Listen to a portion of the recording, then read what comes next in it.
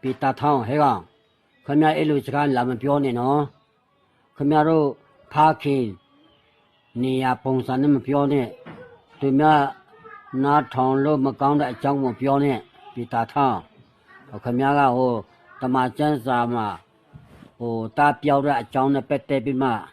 တားပြောတဲ့ဟာကငါတို့ရှိကိုပဲခမရပြောရှင်တယ်ဟုတ်လားခမရတို့ပဲတားပြောတာလေငါတို့ချီသွားတဲ့နေရာမှာခမရတို့လာလိုက်တာလေဟုတ်တယ်မလားခမရတို့မဘာအကြံညံကောင်းပြီးအကြံလက်ကောင်းပြီးညံလက်ကောင်းပြီးဦးနာမရှိတော့ဘူးရခိုင်ဦးနာပဲဒါကြောင့်မလို့ခမရတို့လိုက်တာလေ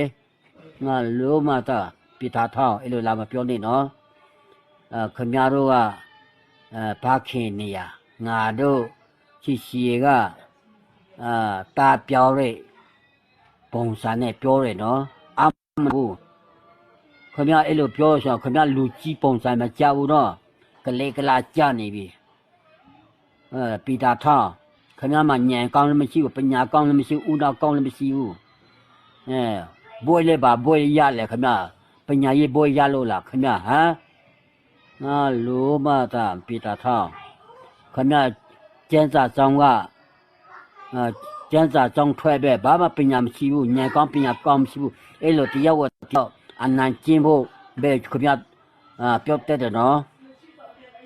တခြားလူကပြောရင်လည်းပြောပါစီပေါ့ခမရအနေနဲ့ပြောစမ်းမလို့ဘူးပိတာထောင်းငါလိုမတာပညာမရှိတဲ့ကောင်ရခိုင်အေးချီစားတဲ့ကောင်နော်ပိတာထောင်းဒီလား